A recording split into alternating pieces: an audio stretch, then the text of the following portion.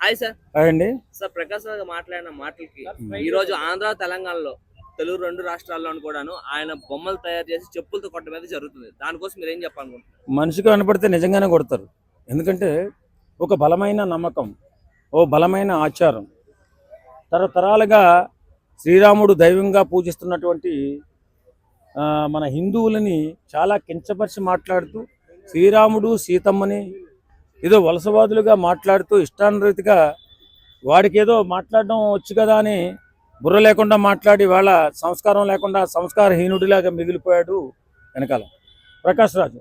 అలాంటి వ్యక్తి మరి కనపడితే కొడతారు. వాస్తవం కొట్టడమే కాదు, ఇంకా ఏదేదో చేస్తారు. కాబట్టి మనం సమాజంలో బతుకుతున్నామంటే సమాజ హితంగా, సమాజంలో ఎవరిని నొప్పించకుండా ఒప్పించి మాట్లాడాలని ఇంగిత జ్ఞానం కూడా లేకుండా మాట్లాడేటంటే ఈ పనికిమాలిన దరిద్రుడు ప్రకాష్ రాజ్ ఎలా నటుడవ్వాడు అనేది నాకు అర్థం కావట్లే. నా artist of the builders of human hearts అని కళాకారులు మానవ హృదయ నిర్మాతలు అంటారు. అలాంటి కళాకారుల కుటుంబంలో పుట్టినటువంటి ఈ యధవ మనుషుల్ని నొప్పిస్తూ ముందుకు వెళ్తున్నాడు, మనుషుల్ని నొప్పిస్తూ ముందుకు వెళ్తున్నాడు. ఇది మాత్రం కరెక్ట్ కాదు.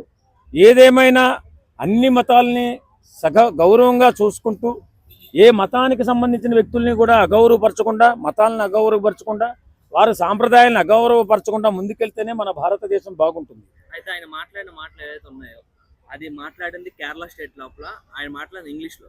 కానీ సౌత్లో ఎన్ని స్టేట్లో ఉన్నాయి, ఇండియాలో ఎన్ని స్టేట్లు ఉన్నాయి, ఏ స్టేట్లో కూడా ఆయన గురించి మాట్లాడిన ఓన్లీ తెలుగు స్టేట్లో మాట్లాడినందుకే ఆయన తెలుగులో అపాలజీ అంటే ఒక వీడియో వేయడం జరిగింది. అపాలజీ కూడా కాదు, ఒక వీడియో తెలుగులో మాత్రం మాట్లాడారు. అంటే వేరే లాంగ్వేజ్ ఎందుకు మాట్లాడలేదు ఆయన? వాస్తవంగా తెలుగులో గొప్ప పేరిచ్చాం, అతనికి ఎంతో ఆదుకున్నాం. తెలుగు అంటే చాలా నా ఇష్టం, నాకు తెలుగు చాలా బాగా మాట్లాడతాను, నాకంటే గొప్పగా మాట్లాడేవాళ్ళు తెలుగు ఆర్టిస్టులోనే లేరని చెప్పి గర్వంగా చెప్పుకుంటాడు. కానీ తెలుగు ప్రజలు ఆరాధ్య దైవంగా తరతరాలుగా పూజిస్తున్నటువంటి శ్రీరాముని పట్ల అనుచిత వ్యాఖ్యలు చేశాడు. ఇంకా తెలుగు ప్రజల మీద ఏం గౌరవం ఉన్నట్టు? కేవలం తెలుగు ప్రజల మనోభావాలు దెబ్బతినాలనే ఆలోచనతో తెలుగులో కూడా మాట్లాడినట్టున్నాడు. ఇంగ్లీష్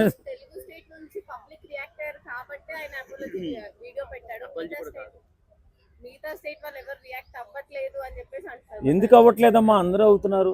శ్రీరాముడి పట్ల మాట్లాడితే ఎవరు ఊరుకోరు. శ్రీరాముడి పట్లే కాదు, ఈవేళ వాస్తవంగా అన్ని మతాలని గౌరవించుకుంటూ ముందుకు పోతేనే మనందరం అన్నదమ్ముల్లాగా ఉంటుంది దేశ అభివృద్ధి, దేశ సంక్షేమం. దేశం సస్యశ్యామలుగా ఉండాలంటే అన్ని మతాలు బాగుండాలి, అందులో మనం ఉండాలి. ఎవడి మతాన్ని ఆయన గౌరవించుకోవాలి.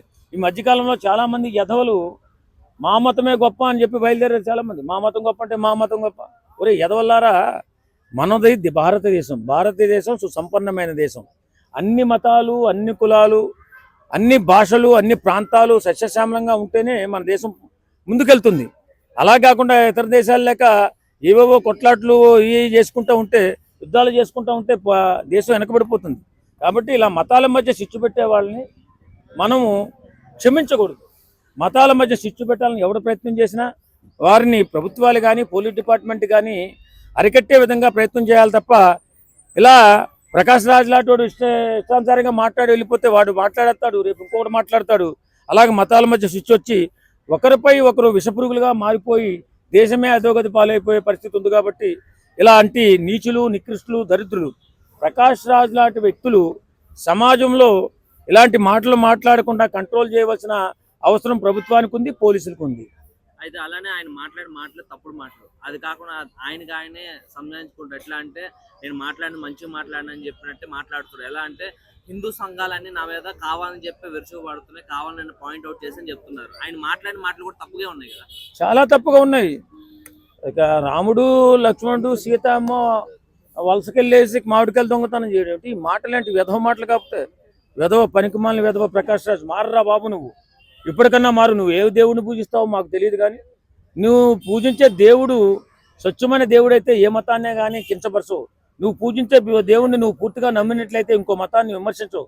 కాబట్టి ఇలా విమర్శిస్తూ ముందుకెళ్తున్నావు. కాబట్టి ఇవాళ సమాజంలో ఒక వెధవలా మారిపోయావు అని చెప్పి అందరూ అనుకుంటున్నారు.